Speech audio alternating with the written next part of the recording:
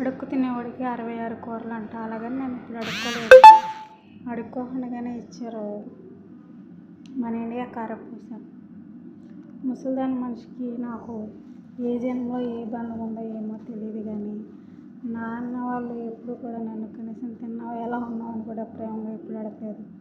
కానీ ఇది 24 గంటలు నేను ఏం తిన్నానో ఎలా ఉన్నాను ఏంటి అది పైన నేను కింద, అయినా కానీ పైనుంచి కిందకి ఫోన్ చేసి తిన్నావా లేదని అనేసి కొట్టు దగ్గరికి వెళ్ళింది. ఇప్పుడు ఈ కారపూస మన ఇండియాది కొనుక్కొచ్చి ఇచ్చింది.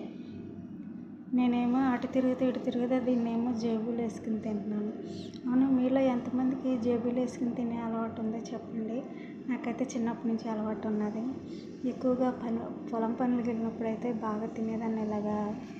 ఎందుకంటే సంక్రాంతి ఆ టైంలోనే ఎక్కువ ఇదివరకు పప్పులు వండుకునేవాళ్ళు కదా, ఆ టైంలోనే కలుపులు ఉంటాయి కదా, కలుపులకు వెళ్ళినప్పుడు జంతికలు ఈ అప్పడాలు అవి ఇలాగ జేబుల్లో వేసుకుని పనికి వెళ్ళేదాన్ని.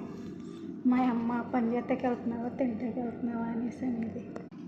నేను ఎప్పుడు వీడియో చేసినప్పుడు పిలుస్తారు వీళ్ళు. నేను ఒక పక్కన వీడియో మాట్లాడుతున్నాను, తెలుగు పక్కల ఉండి చూస్తుంది బొగ్గది.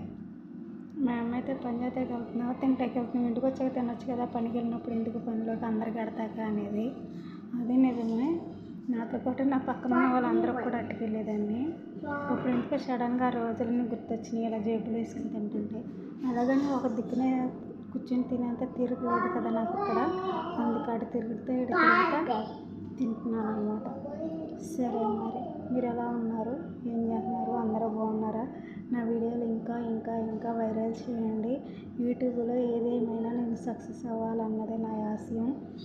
దానికోసం మీ అందరూ సపోర్ట్ కావాలి. మీ అందరూ కూడా నేను వీడియోలు లైక్ చేయండి, షేర్ చేయండి, సబ్స్క్రైబ్ చేయండి, కామెంట్ చేయండి. Bye bye.